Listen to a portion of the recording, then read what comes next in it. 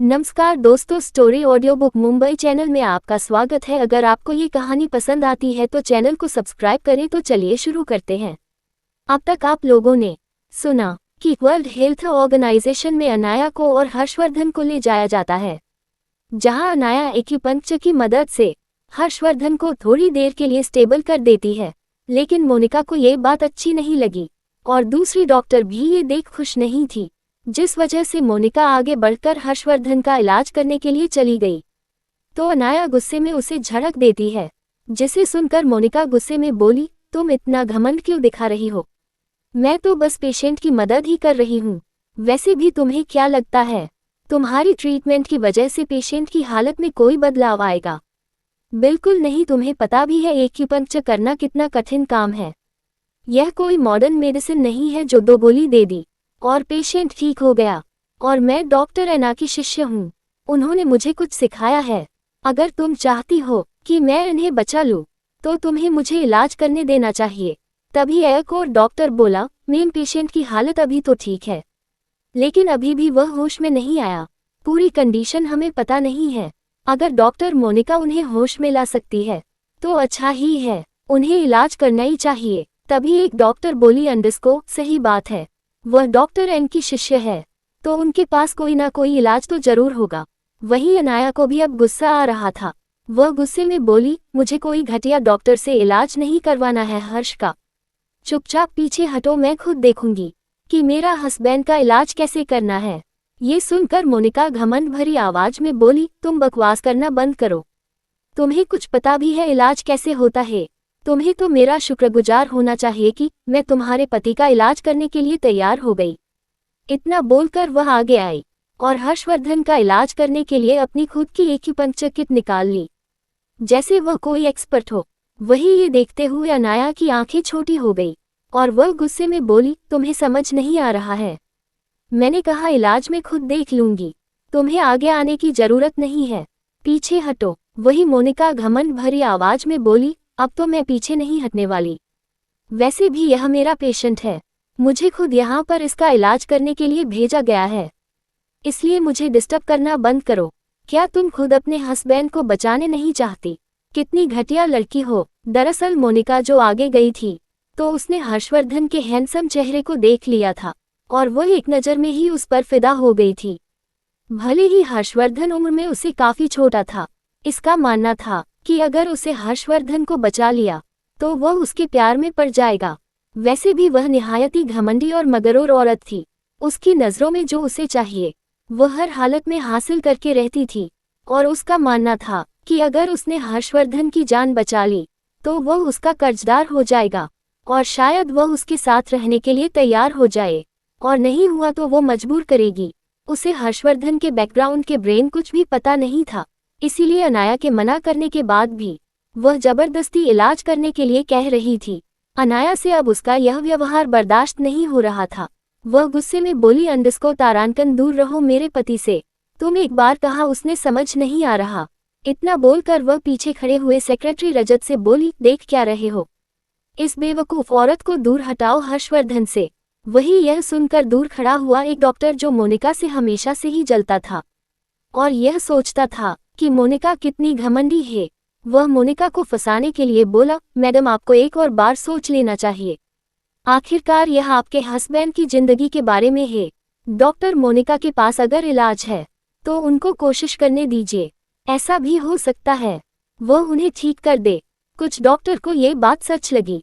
अगर सच में डॉक्टर मोनिका के पास कोई इलाज है तो वह ट्राई कर सकती है।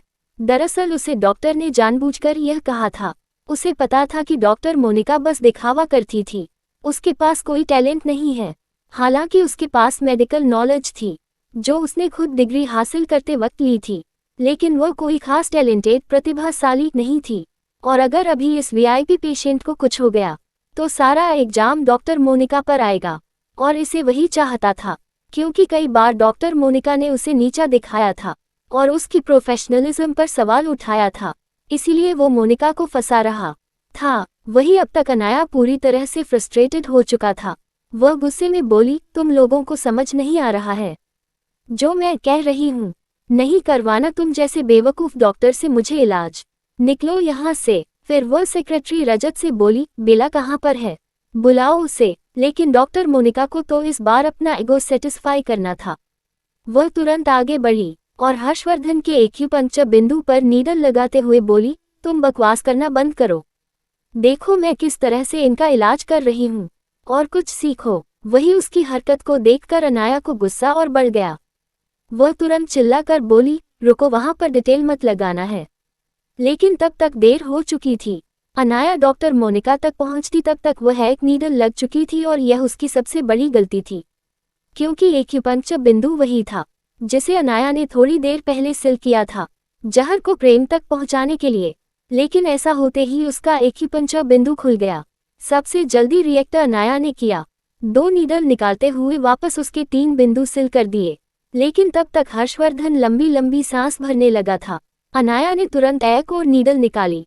शांत हो जाओ, ये कहते हुए उसकी आंखें हल्की सी लाल हो गई थी। अब तक उसे कमरे का टेम्परेचर बहुत ज्यादा गिर चुका था। अनाया अपने गुस्से पर काबू नहीं रख पा रही थी। वही अनाया जिसे के धक्का मारने की वजह से डॉक्टर मोनिका दूर जाकर गिरी। उसे तो समझ ही नहीं आ रहा था कि उसके साथ क्या हो गया। तभी वह खड़ी हुई और गुस्से में बोली, तुम बेकार औरत, तुम्हारी हिम्मत कैसे हुई मेरे साथ इस तरह से बीएफ करने की। तब तक गार्ड्स भी वहां आ गए थे और उसने डॉक्टर मोनिका को दूर तक से पकड़ लिया। अनाया की आंखें गुस्से और दर्द की वजह से लाल हो गई थी। उसे हर्षवर्धन की हालत बर्दाश्त नहीं हो रही थी। उसने देखा कि हर्षवर्धन की हालत स्टेबल हो रही थी। उसने नीडल निकाली और अपनी खूनी नजरों से मोनिका को देखा। वह तुरंत आगे बढ़ी और कसकर मोनिका को गले पर प्रेस करते हुए बोली, तुम्हारी हिम्मत कैसे हुई मेरे हर्ष को नुकसान पहुंचाने की, मैं तुम्हें छोड़ूंगी नहीं। ये कहते हुए उसने उसे जमीन से ऊपर उठा दिया। इस वक्त अनाया की ताकत कमजोर थी। एक तो वो प्रेग्नेंट थी और उसे गोली भी लगी थी, लेकिन उसके अंदर का शैतान बाहर आ रहा था। उसे इस वक्त सिर्फ यही दिख रहा था कि किस तरह से मोनिका ने बिना कुछ सोचे समझे हर्षवर्धन को नुकसान पहुंचाया। मोनिका अभी भी दर्द से खांस रही थी। कुछ डॉक्टर को भी डर लग रहा था, लेकिन मोनिका वहां की डॉक्टर थी। वह डरते हुए भी उसे मरता हुआ नहीं देख सकते थे, इसीलिए वह आगे आए और अनाया से मोनिका को छुड़ाने की कोशिश करते हुए बोले, इन्हें छोड़ दीजिए प्लीज, ये यहाँ के डॉक्टर है, आप इसे मार नहीं सकते। वहीं अनाया को तो कोई फर्क नहीं पड़ रहा था। वह अभी भी उसे इसी तरह से गले से पकड़े हुए थी। तभी सेक्रेटरी बेला जो वहां के हेड को बुलाने गई थी, वह ये नज़ारा देखकर तुरंत अंदर आई और अनाया के पास जाते हुए बोली, मास्टर क्या कर रहे हैं, आपको अभी शांत रहने की जरूरत है। आपको पता भी है इस वजह से आपके शरीर पर क्या असर पड़ेगा। इतना बोलकर वह इशारे में ही बता दी कि आप अभी प्रेग्नेंट है। आप अभी गुस्सा मत कीजिए। अनाया भी खुद को शांत करने की कोशिश करती है और एक झटके से मोनिका को नीचे फेंक देती है।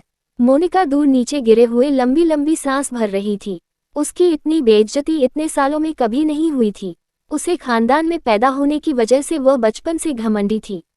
ऊपर से कनेक्शन की वजह से डिग्री मिलते ही वो वर्ल्ड हेल्थ ऑर्गेनाइजेशन में शामिल हो गई और जब से वह ऑर्गेनाइजेशन में आई थी, लेकिन वो हर किसी को खुद से नीचे समझती थी।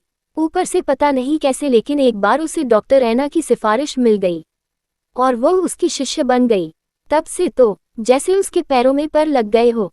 हर किसी को खुद से कम समझती थी, हर किसी की इंसल्ट कर देती थी। पेशेंट हो या डॉक्टर, कभी किसी की रिस्पेक्ट नहीं करती थी। यहाँ तक कि वह कई सारे बड़े सीनियर डॉक्टर को भी कई बार नीचा दिखा देती थी। लेकिन डॉक्टर ऐना की शिष्य होने की वजह से वह हर बार बच जाती थी। आज पहली बार उसकी इतनी बेइज्जती हुई थी। वह ये बर्दाश्त नहीं कर पा रही थी। वह गुस्से में अपनी जगह से खड़ी हुई और उंगली दिखाते हुए अनाया से बोली, तुम 2 कौड़ी की लड़की, तुम्हारी हिम्मत कैसे हुई मुझ पर हाथ उठाने की। मैं मोनिका टेलर हूँ, तुम्हें पता भी है। मैं तुम्हें खड़े खड़े फ्रांस से बाहर फेंक सकती हूँ और तुम्हारे इस पति को भी यहाँ से उठाकर बाहर फेंक सकती हूँ और कोई मुझे रोक भी नहीं सकता।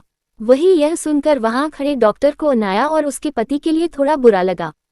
जाहिर सी बात है, उनकी नज़रों में वह दोनों पहले ही वीआईपी मेंबर थे, लेकिन इतने भी काबिल नहीं थे कि वह मोनिका का सामना कर सके। लेकिन बेला से रहा नहीं गया और वह गुस्से में बोली, ये हॉस्पिटल क्या तुम्हारे बाप का है जो तुम हमें यहाँ से निकाल रही ही? तुम्हें पता भी है ये वर्ल्ड हेल्थ ऑर्गेनाइजेशन हेडक्वार्टर है और यहाँ से निकलने के लिए भी तुम्हारे पास पावर होनी चाहिए। ऐसे ही बकवास करना बंद करो। ये सुनकर मोनिका भी गुस्से में बोली, किसने कहा मेरे पास कोई पावर नहीं है? मैं लीजेंडरी डॉक्टर एना की शिष्य हूँ और हर किसी को पता है, वर्ल्ड हेल्थ ऑर्गेनाइजेशन में सिर्फ उन्हीं की चलती है। उनके एक इशारे से मैं चाहूँ उसे यहाँ से निकाल सकती हूँ। तुम तो एक मामूली से वीआईपी पेशेंट हो, तुम्हें यहाँ से बाहर फेंकने में मुझे कितनी देर लगेगी? इतना बोलकर वह उसे खोलने लगी। वहीं अनाया जो कब से उसकी बकवास सुन रही थी, उसकी बातें सुनकर उसका चेहरा काला पड़ गया। वह मन ही मन सोच रही थी कि उसने अपनी जिंदगी में कभी कोई शिष्य तो नहीं लिया, तो भला ये बददिमाग दिमाग औरत उसकी शिष्य कैसे बन गई? वही यह सुनकर तो बेला को उस पर हंसी ही आ गई। वह उसका मजाक उड़ाते हुए बोली, डॉक्टर एना का शिष्य वह भी तुम? अपनी शकल देखी है आईने में, छछूंदर जैसी नजर आती हो। तुमसे तो ज्यादा अच्छा तो वो रेंगता हुआ कीड़ा है। तुम तो उससे भी गई गुजरी हो और मुझे बता रही हो कि तुम लीजेंडरी डॉक्टर एना किन शिष्य हो? आज का ये सबसे बड़ा जोक है। बकवास करना बंद करो। वही अपनी इंसल्ट सुनकर मोनिका से रहा नहीं गया। वह गुस्से में चिल्लाकर बोली, बस बहुत हुआ। पहले मैंने सोचा था अगर तुम मेरे पैरों को पकड़कर माफी मांगोगी या किसी और तरह से रिक्वेस्ट करोगी तो शायद मैं तुम्हें माफ कर दूं। और यहाँ जो पेशेंट लेटा हुआ है उसे बचाने की कोशिश करो, लेकिन अब मैं तुम्हारी एक नहीं सुनने वाली। अब मैं तुम्हें यहाँ से बाहर फिकवा कर रहूंगी। ये सुनकर वहाँ जो डॉक्टर खड़े थे उनमें से एक डॉक्टर, जिसे पहले से ही मोनिका पसंद नहीं थी, वह उसका मजाक उड़ाते हुए बोला, डॉक्टर मोनिका आप ऐसा क्यों नहीं करती? कि आप इस पेशेंट का इलाज नहीं कर सकती? इस तरह से बड़े बड़े डींगे हाँकने से क्या फर्क पड़ता है? ये बात सच है कि आपके पास वह काबिलियत नहीं है। वही यह सुनकर मोनिका को खुद की इंसल्ट सी लगी। क्या बात है, उसके पास सच में मेरी कॉल का कोई एक्स्ट्रा ऑर्डिनरी होना नहीं था। वह तो औसत डॉक्टर से भी कम नॉलेज रखती थी। बस उसने जो पढ़ाई की थी वह बस इतने ही नॉलेज में अच्छी थी। उसमें भी वो कई बार गलतियां कर देती है। अगर उसका स्ट्रांग बैकग्राउंड और डॉक्टर एना की स्टूडेंट का बेकिंग नहीं होता तो वह कब से इस ऑर्गेनाइजेशन से बाहर फेंक दी जाती है। उसे तो कोई औसत हॉस्पिटल भी अपने वहां डॉक्टर नहीं रखती। क्या मोनिका का ओवर कॉन्फिडेंट ले डूबेगा और क्या हर्षवर्धन छोड़ेगा मोनिका का को? अगर आपको अगला एपिसोड चाहिए तो लाइक करें, कमेंट करें और चैनल को सब्सक्राइब करें।